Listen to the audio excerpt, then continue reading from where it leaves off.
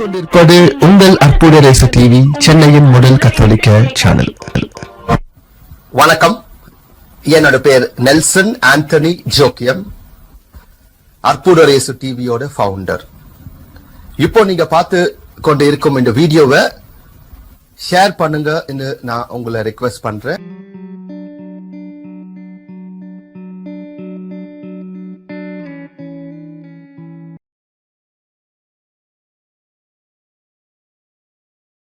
Before I speak about God the Father as a merciful Father, just want to say just one word about the gospel, short gospel, but a beautiful gospel.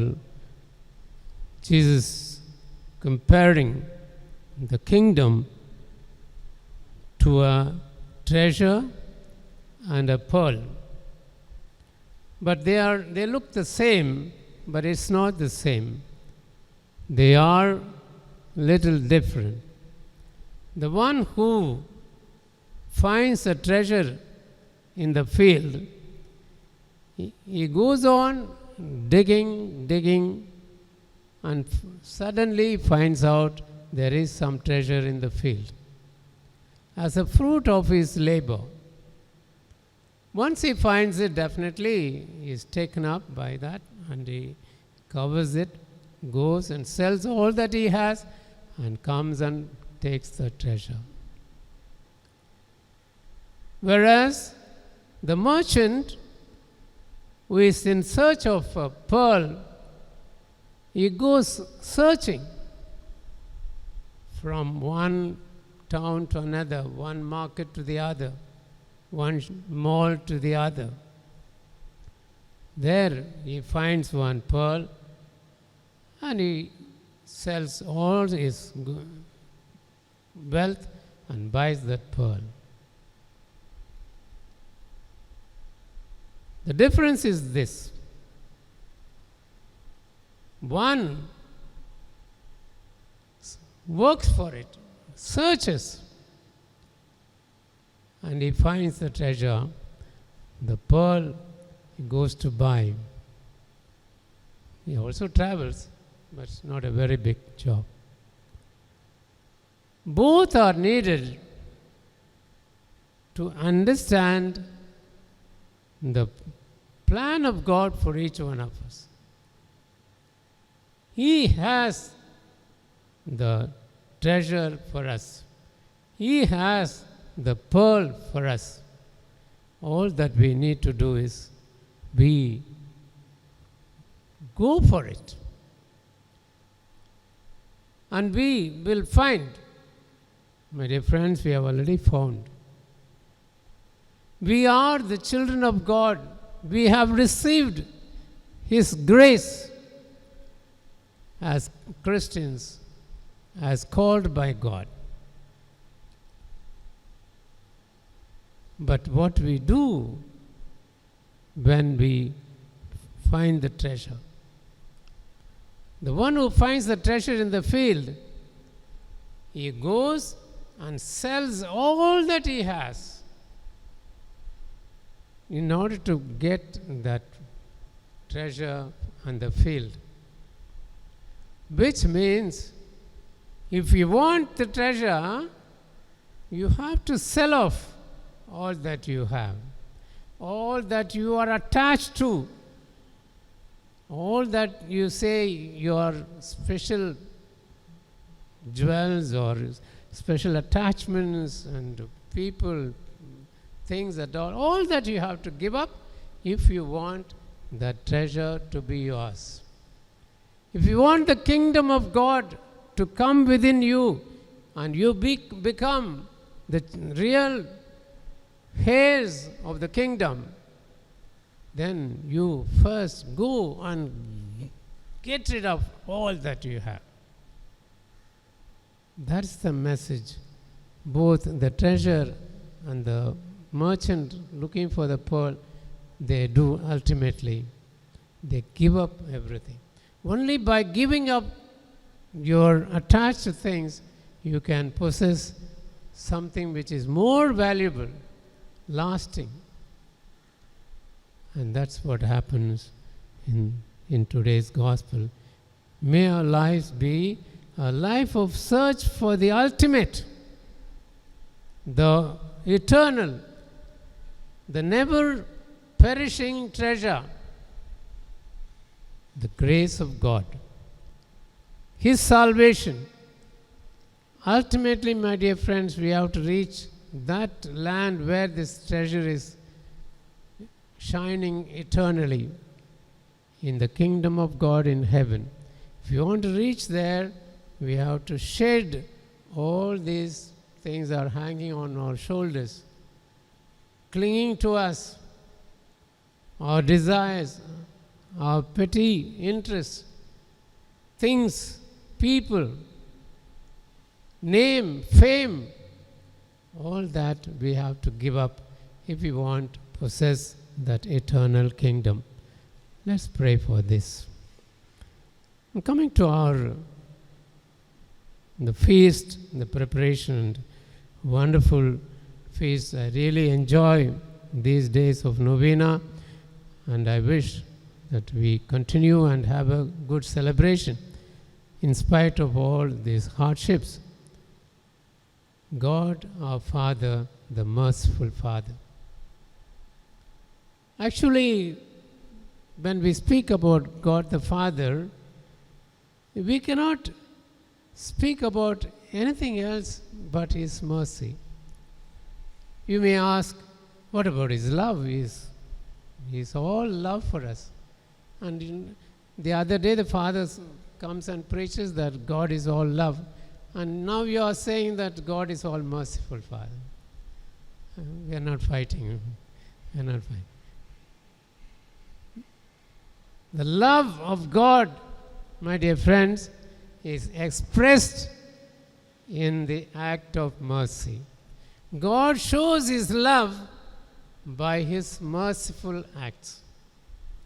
We see His love more visible when He is merciful.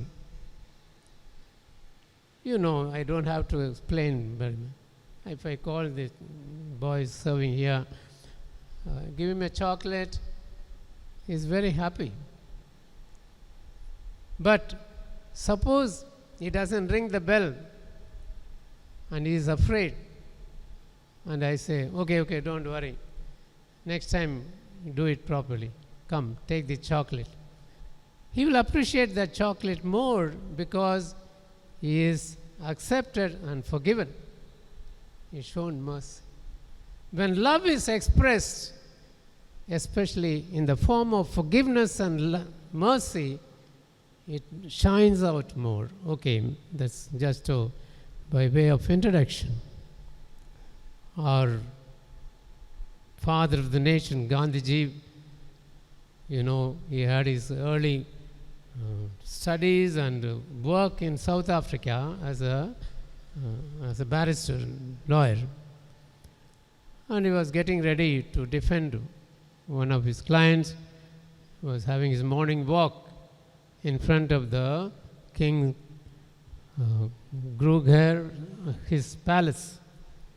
But the guard was a little angry fellow. He simply, without any reason, came and knocked down Gandhiji. His friend Godse was watching all this. Gandhiji got up and brushed himself and he was going. Godse comes, Gandhiji, how is that you are not saying anything? He's acting so rudely and he has no reason for that. Don't worry, it's okay. No, we must take action. Even can file a suit for this. No need. And Godse was not satisfied. So he asked that, God, come on, he has done nothing for you. Even now he is not shouting at you. At least you apologize to him. Do that. And Gandhiji said, leave him. The moment he knocked me down, that moment itself I forgave him. so I don't need his apology. We know how God loves us. And his love is not waiting for our contrition and asking for forgiveness. His nature is to love and to forgive. And that's what he goes on expressing. We as human beings, we are good one day, we are not so good the other day, we make mistakes and commit faults. But God is always merciful. Our holy fathers have been insisting on this merciful face of Jesus, God the Father and our Lord Jesus Christ, and they insisted that we remember God as a merciful Father. In 1980, Saint John Paul II, he wrote a beautiful letter. The God, the merciful God. Merciful God. There he gives how God is so merciful, etc. Our present Pope Francis, in 2015, he also gave another beautiful letter, Merciful Face of God. And he declared 2016 as an year of mercy. All that to show that God's mercy is very much keeping the world alive, keeping the people to go on. It is not justice, my dear friends. It is mercy. The courts, High Court, Supreme Court, World Court can give judgments, but it may not bring peace and joy to the world. They may say who is right, who is wrong, what is the punishment. But it is the mercy of God, forgiveness of God that keeps the world going. We see both in Old Testament and New Testament, I shall be not too long, mercy runs through the whole life history of our forefathers, the Israelites. They are the chosen people of God, but they are the people who gave so much problem, headache to the God the Father. But he never gave up. He never gave up. Because it is his prime quality to be merciful. Psalms 116:5 speaks, God is merciful. Again, in 2 Samuel 24:14, Israel people saw God as a merciful Father. There is no limit to his mercy. That's what 2 Samuel we read. And it is the mercy of God which is not blind. God is merciful in his own way.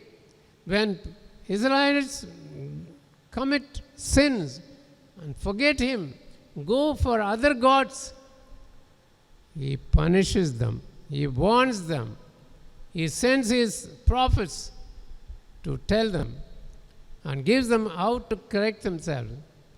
At the end of it all, he forgives them. His mercy is an enlightened mercy. That's what any good parent does to the children. Not accept all that the child does, but in a loving way, in a kind way, forgiving and correcting. And God was really tested by these Israelites, by their arrogant ways. And yet, God could not leave them. He keeps on saying, I am your God, you are my people.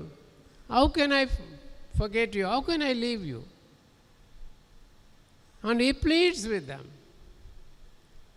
Then he found in his own way a very strong way of bonding together. He made a covenant with the people of Israel, by which one should not leave the other. That was the covenant. And that was a kind of a condition, so to say, in our words, that he put on himself. At any time, God the Father should have destroyed the whole lot. But he did not destroy the whole humanity. That was the arrogant way of living by the Israelites. In order to not to destroy them, he made this covenant so that he keeps the people with him in spite of theirs. And at the end, we know, to save them all, he decided to give his only son to be the Savior of the world.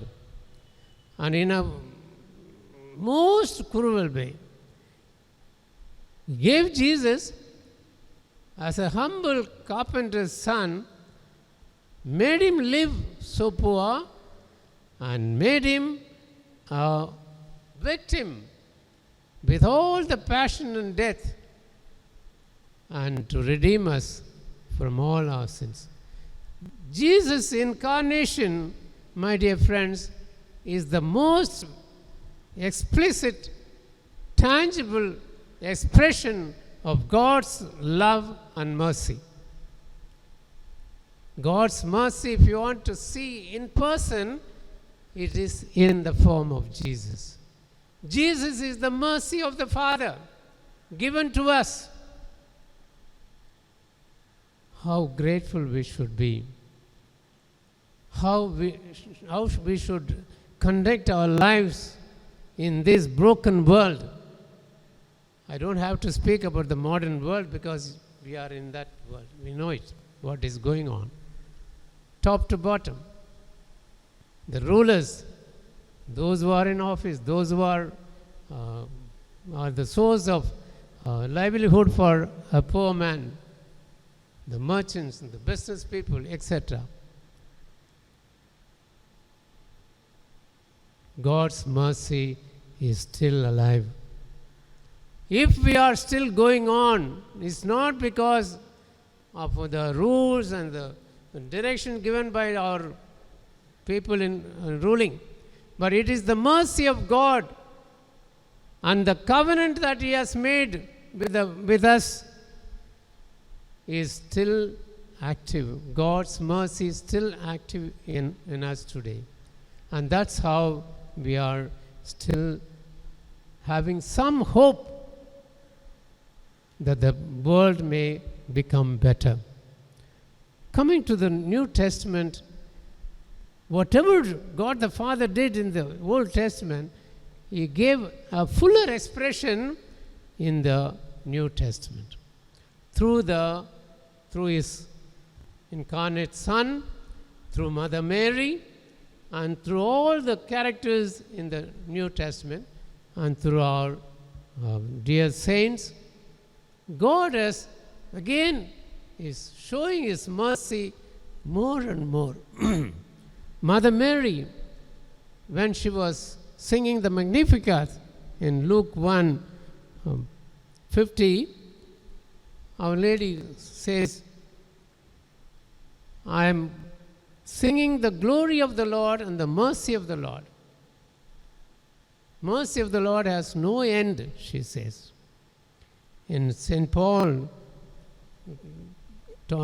writing to the Romans, it insists on the mercy of God. God shows mercy to those who fear the Lord.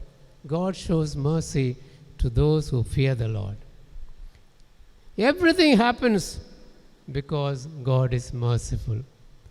Everything would be lost if God was not merciful. Even to the Gentiles, they are also accepted by God because of His mercy. God's salvation is only for the Jews. That was the belief the Israelites and the Jews had. In fact, the good news was not preached to the others, but it was Luke and Paul who came and said, he took this good news to the Gentiles. And that's how, my dear friends, we come to know the Savior, the merciful Father, the merciful Jesus in our lives. Otherwise, we would have been left out. And it is the fruit of God's mercy to us.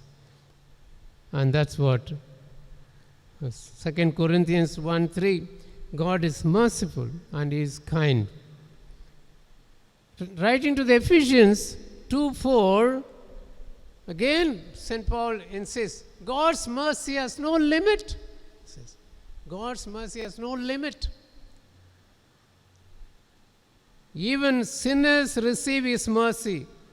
Luke says in 18:13, even sinners are to be punished. But God shows, we know the number of parables that Jesus speaks. I just mentioned, but don't explain. You can understand yourself. The prodigal son, the theme of today's feast. Such a beautiful, and they say it is a gospel within a gospel. It's a gospel within a gospel. The story of the prodigal son. Every character was well chosen by Jesus to give us the idea, the mercy of God. The prodigal son's father, representing God the Father. Prodigal son's elder son, a tough man, but a dutiful man, but very strong and maybe selfish. And the younger son, today's modern youth. But all come to show the mercy of the Father. Mercy of the Father.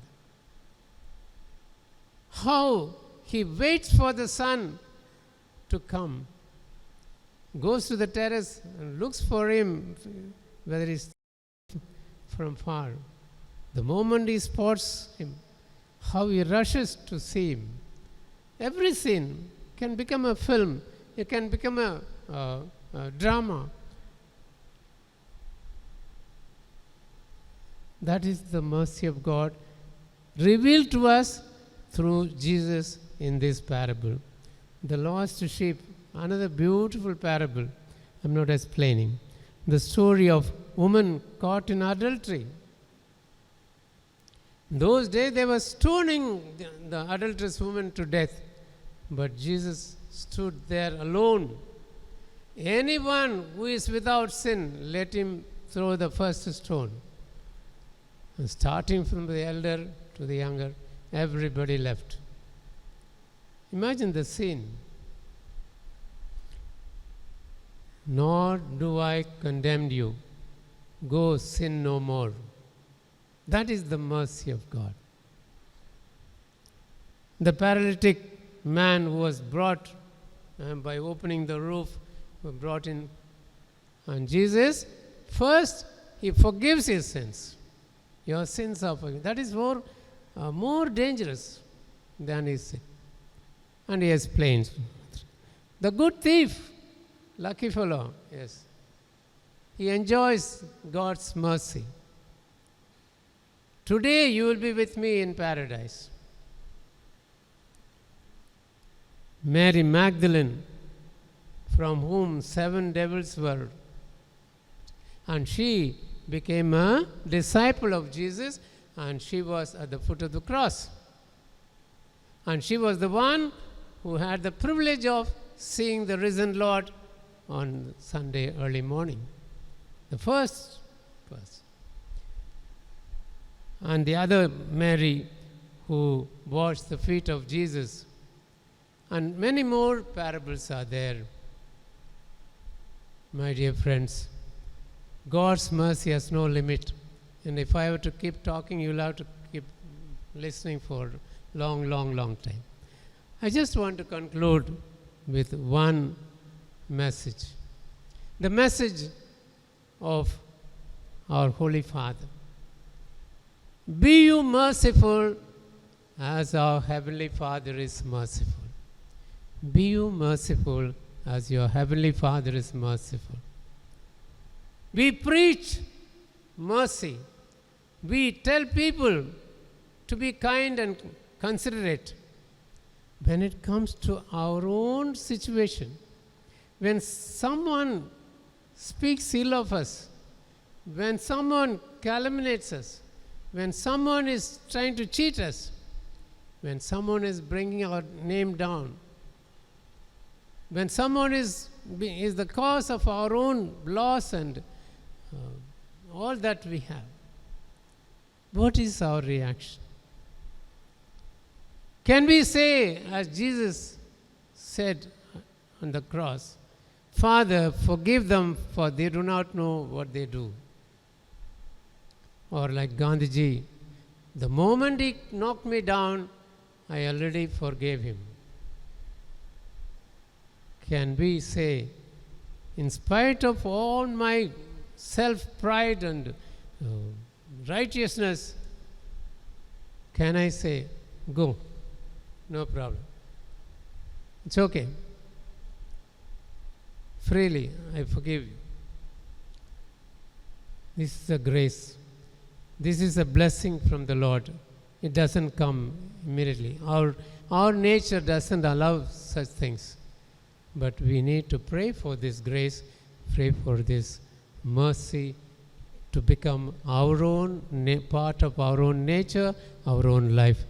May the merciful Father give us this mercy and make us merciful like Him. Amen.